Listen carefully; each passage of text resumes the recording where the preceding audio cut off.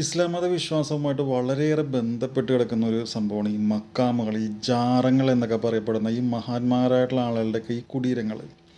നമ്മുടെ കേരളത്തിൽ തന്നെ കാസർഗോഡ് മുതൽ തിരുവനന്തപുരം വരെയൊക്കെ യാത്ര ചെയ്ത് കഴിഞ്ഞാൽ നമുക്ക് ഒരുപാട് ജാറങ്ങൾ കാണാനായിട്ട് സാധിക്കും. പഴമക്കാരായിട്ടുള്ള ആളുകൾ വളരെയേറെ എന്താ പറയുക, ബഹുമാനത്തോടെയൊക്കെയാണ് ഇതിനെ കണ്ടുകൊണ്ടിരുന്നത്. പക്ഷേ ഈ കാലത്ത് ഇതിൽ കുറേയൊക്കെ വെറും ഒരു ബിസിനസ്സൊക്കെ പോലെ ആയിട്ടുണ്ട്. ഇതിനെ എതിർക്കുന്ന ആളുകൾ മുസ്ലിങ്ങളുടെ കൂട്ടത്തിൽ തന്നെ ഉണ്ട് കേട്ടോ. അപ്പോൾ അവരുടെയൊക്കെ മെയിൻ ഒരു ആക്ഷേപം എന്ന് പറഞ്ഞു കഴിഞ്ഞാൽ ഇത് ഷിയാക്കളുടെ ആചാരമാണെന്നുള്ളതാണ്. അതെന്തായാലും നമുക്കൊന്ന് പരിശോധിക്കാം. അതുപോലെ തന്നെ നമ്മുടെ ഈ മുസ്ലിങ്ങളുടെ ഇടയിൽ എന്തെങ്കിലും ഒരു സംഭവമൊക്കെ പറയുമ്പോൾ ആദ്യം തന്നെ ആളുകൾ ചോദിക്കുന്നൊരു ചോദ്യമുണ്ട്, ഇത് സൗദിയിലുണ്ടോ എന്നുള്ള ചോദ്യം. അതെന്താണെന്ന് വെച്ച് കഴിഞ്ഞാൽ മക്ക മദീന പോലത്തെ മുസ്ലിങ്ങളുടെ പുണ്യ നഗരങ്ങൾ ഉൾപ്പെടുന്ന ഒരു രാജ്യമാണ് സൗദി അറേബ്യ എന്ന് പറയുന്നത്. അപ്പോൾ എന്തായാലും സൗദിയിൽ ഇങ്ങനെ ഉണ്ടോ ഇല്ലയോ എന്നുള്ള കാര്യം എനിക്കറിയില്ല. പക്ഷേ സൗദിയുടെ ഒരു അയൽ രാജ്യമായിട്ടുള്ള GCC തന്നെ ഉൾപ്പെടുന്ന ബഹ്റിനിലാണ് ഇപ്പോൾ ഞാൻ ജോലി ചെയ്യുന്നത്. അപ്പോൾ ഈ ബഹ്റിനിൽ എനിക്ക് തോന്നുന്നത് എൻ്റെ ഒരു അറിവിൽ 3 സ്ഥലങ്ങളുണ്ട് ഈ ജാറങ്ങളായിട്ടുള്ള. അപ്പോൾ പറഞ്ഞു കഴിഞ്ഞാൽ എങ്ങനെയാണ് മറ്റുള്ളവർ എടുക്കുക എന്ന് എനിക്കറിയില്ല. എന്തായാലും ഈ 3 സ്ഥലങ്ങളും ഷിയാക്കളുടെ പുണ്യസ്ഥലങ്ങളാണ്. അപ്പോൾ ഈ 3ൽ ഞാൻ ജോലി ചെയ്യുന്ന സ്ഥലത്തിന് ഏകദേശം അടുത്തായിട്ടുള്ള നബിസാലെ എന്ന് പറയുന്ന ഒരു ദർഗയുണ്ട്. അത് അവിടെയൊക്കെ എനിക്ക് വലിയ ദൂരമില്ല പോയിട്ട്. അപ്പോൾ എന്തായാലും നമുക്കിന്ന് അവിടെ ഒന്ന് പോയി അതിൻ്റെ കാര്യങ്ങളും ഇതൊക്കെ നമുക്കൊന്ന് നോക്കി കാണാം. എന്നിട്ട് നമുക്ക് സമയം കിട്ടുമ്പോൾ ബാക്കി 2 സ്ഥലങ്ങളും ഒന്ന് പോയി നമുക്കൊന്ന് കണ്ടിട്ട് വരാം. അത് കുറച്ചും കൂടെ ദൂരമുണ്ട് എനിക്കിപ്പോൾ ഞാൻ ജോലി ചെയ്യുന്ന സ്ഥലത്തുനിന്ന്. അപ്പോൾ എന്തായാലും നമുക്കണ്ട് വിടാമല്ലേ. അപ്പോൾ സിത്ര ഭാഗത്തേക്ക് പോകുന്ന ബസ്സിൽ കയറിയിട്ടാണ് നമുക്കണ്ട് പോകേണ്ടത്. അപ്പോൾ എന്തായാലും നമുക്ക് ആദ്യം നേരെ മനാമ ബസ് സ്റ്റേഷനിലേക്ക് പോകാം. ഇപ്പോൾ നമ്മളിത് മനാമ ബസ് സ്റ്റേഷനിലാണ് വന്നിട്ടുള്ളത്. ഇവിടുന്ന് സിത്ര ഭാഗത്തേക്ക് പോകുന്ന ബസ്സിൽ കയറിയാലാണ് നമുക്ക് നബിസാലയിൽ പോയി ഇറങ്ങാൻ പറ്റുന്നത്. സിത്രയിലേക്ക് പോകുന്ന എല്ലാ ബസ്സിലും നബിസാലയിലേക്ക് പോകാൻ പറ്റില്ല കേട്ടോ. കാരണം എന്താണെന്ന് വെച്ചാൽ ഹൈവേന്ന് ചെറുതായിട്ടൊന്ന് ഡീവിയേറ്റ് ചെയ്ത് അകത്തേക്ക് ഓടാനുണ്ട്. ചില ബസ്സുകൾ ഹൈവേ കൂടെ സ്ട്രെയിറ്റ് ആയിട്ട് തന്നെ പോകും. X5, X6 അങ്ങനെ 1-2 ബസ്സുകളാണ് ഡീവിയേറ്റ് ചെയ്ത് നബിസാലയിലേക്ക് കയറുന്നത്. അപ്പോൾ അത് ഞാൻ കറക്റ്റായിട്ട് നബിസാലയിൽ എത്തുമ്പോൾ കാണിച്ചിട്ടുണ്ട്. അവിടുത്തെ ഒരു ബോർഡിൽ അവിടെ വരുന്ന ബസ്സുകളുടെയൊക്കെ നമ്പർ എഴുതി വെച്ചിട്ടുണ്ട്. നമ്മൾ ബസ്സിൽ മനാമയിൽ നിന്ന് നബിസാലയിലേക്ക് പോകുമ്പോൾ ഏകദേശം ഒരു അരമണിക്കൂറോളം യാത്ര ചെയ്യാനുണ്ട്. എന്നാൽ കാറിലൊക്കെയാണ് പോകുന്നതെങ്കിൽ മാക്സിമം പോയ ഒരു 10-15 മിനിറ്റൊക്കെ സമയം എടുക്കുള്ളൂ.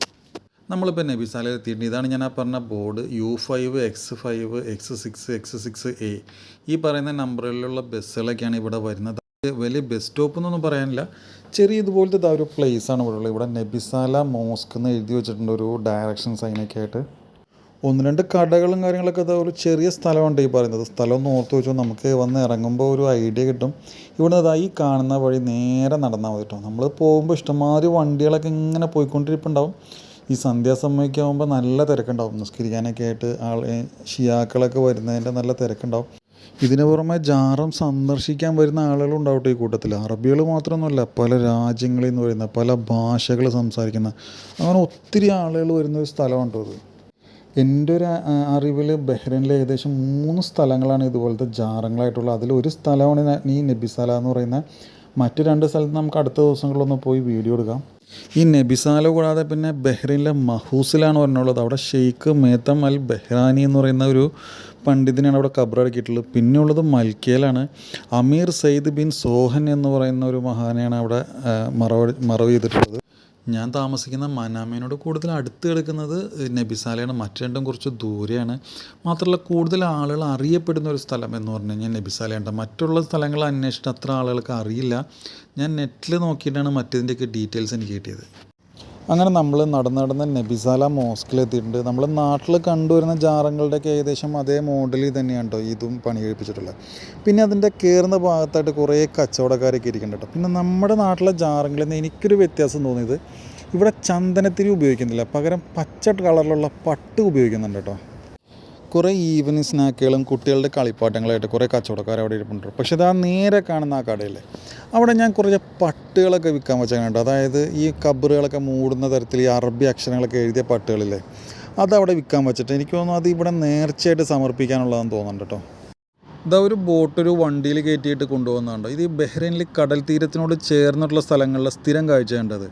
നമ്മുടെ നാട്ടിലെ പോലെ ഉപയോഗം കഴിഞ്ഞാൽ വെള്ളത്തിൽ തന്നെ കെട്ടിയിടുന്ന പതിവ് ഇവിടെയില്ല. ഇതുപോലത്തെ വണ്ടിയിൽ കയറ്റിയിട്ട് വീട്ടിലോട്ടൊക്കെ കൊണ്ടുപോയിട്ട് വീടിനടുത്തുള്ള സ്ഥലങ്ങളിലൊക്കെ ആയിരിക്കും ഇതുപോലത്തെ വണ്ടികൾ പാർക്ക് ചെയ്യുക. പിന്നെ ഉപയോഗിക്കാൻ നേരത്തെ ഇതുപോലെ തന്നെ തിരിച്ച് കടലിലേക്ക് കൊണ്ടുപോവുകയും ചെയ്യും. അപ്പോൾ നമുക്ക് എന്തായാലും ഒന്ന് അകത്തേക്ക് കയറല്ലേ. ഞാനൊരു മഗ്‌രിബിൻ്റെ സമയത്തായിട്ടാണ് ഞാനിവിടെ എത്തിയത്. അതുകൊണ്ട് തന്നെ നിസ്കരിക്കാനും മറ്റുമൊക്കെ ആയിട്ട് ഒരുപാട് ആൾക്കാർ ഇവിടെ ഉണ്ടായിരുന്നു. നിസ്കരിക്കാൻ വേണ്ടി വന്ന ആളുകൾ മാത്രമൊന്നുമല്ല, ഇത് ജാറത്തിലേക്ക് വന്ന ആളുകളുണ്ട്. അമുസ്ലിങ്ങളായിട്ടുള്ള ആൾക്കാരെ ഞാൻ ഇവിടെ കണ്ടിരുന്നു കേട്ടോ. സ്ത്രീകൾക്കും പുരുഷന്മാർക്കും സിയാറത്തിനായിട്ട് വെവ്വേറെ സ്ഥലം തരംതിരിച്ചിട്ടുണ്ട്. പുരുഷന്മാർ സിയാറത്തിന് ചെല്ലുന്ന ആ ഭാഗത്ത് തന്നെയായിട്ടാണ് നിസ്കരിക്കുന്നത്. അതിനോട് ചേർന്ന് തന്നെയാണ് മക്ബറയുള്ളത്. അപ്പോൾ ഇനി എന്തായാലും നമുക്ക് അകത്തേറി മക്ബറയൊക്കെ ഒന്ന് കാണാമല്ലോ. ഇതിൽ എനിക്ക് ചെറിയൊരു പിശക് പറ്റിയതിൻ്റെ ഭാഗത്തുനിന്ന് ഈ മക്ബറ വീഡിയോ എടുക്കരുതെന്ന് അവിടെ നോട്ടീസ് വെച്ചിട്ടുണ്ട്. പക്ഷേ ഞാൻ ആദ്യം അത് കണ്ടില്ല. ഞാൻ വീഡിയോ ഒക്കെ എടുത്തു കഴിഞ്ഞതിന് ശേഷമാണ് അത് കണ്ടത്.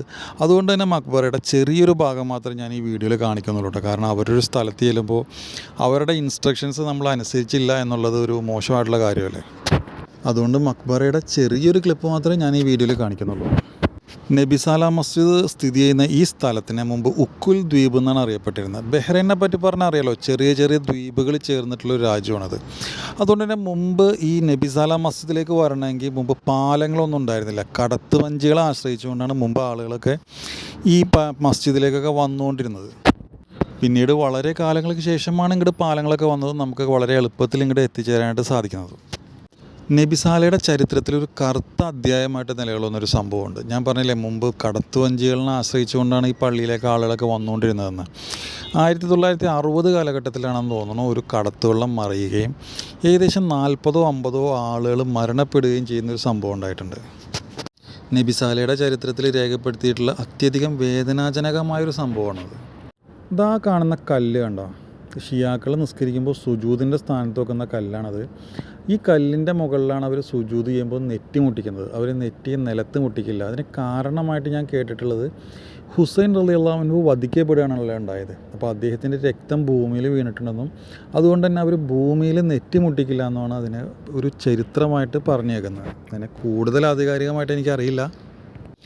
ഈ മക്ബറയിൽ നബി സാലിഹിനെ കൂടാതെ ഷെയ്ഖ് അബ്ദുള്ള അൽ മുത്തവജ്ജ്, അദ്ദേഹത്തിൻ്റെ മകൻ ഷെയ്ഖ് അഹമ്മദ്, അദ്ദേഹത്തിൻ്റെ മകൻ ഷെയ്ഖ് നാസർ അൽ മുത്തവജ്ജ്, കൂടാതെ ഷെയ്ഖ് ദാവൂദ്, അദ്ദേഹത്തിൻ്റെ മകൻ ഷെയ്ഖ് അലി എന്നീ ആളുകളുടെ ഖബറുകളോട് ഈ കൂട്ടത്തിലുണ്ട്. ഒരു മുറിയിൽ തന്നെയാണ് ഈ എല്ലാ ഖബറുകളും ഉള്ളത്. നബി സാലിഹിൻ്റെ ഖബറിൻ്റെ ഒരു കിരീടമായിട്ടാണ് മറ്റ് ഖബറുകളെ ഇവർ കണക്കാക്കുന്നത്. ബഹ്റൈനിൽ നിന്ന് മാത്രമല്ല, വിവിധ ഗൾഫ് രാജ്യങ്ങളിൽ നിന്നും ഇവിടെ സന്ദർശിക്കാനായിട്ട് ഒരുപാട് ആളുകൾ വരുന്നുണ്ട്. നബി സാലിഹ് കൂടാതെ വേറെ മക്ബറകൾ ബഹ്റൈനിലുണ്ടെന്നുള്ള കാര്യം ഞാൻ പറഞ്ഞല്ലോ. അപ്പോൾ അതിൻ്റെ വിശേഷങ്ങളൊക്കെ ആയിട്ട് അടുത്തൊരു വീഡിയോയിൽ നമുക്കിനിയും കാണാം. അപ്പോൾ വീഡിയോ ഇഷ്ടപ്പെട്ട് കഴിഞ്ഞാൽ സപ്പോർട്ട് ചെയ്യുക. ഹെൽപ്ഫുൾ ആണെന്ന് തോന്നിക്കഴിഞ്ഞാൽ മറ്റുള്ളവർക്കും കൂടി ഷെയർ ചെയ്യുക. അപ്പോൾ വീണ്ടും കാണാം. Bye, see U.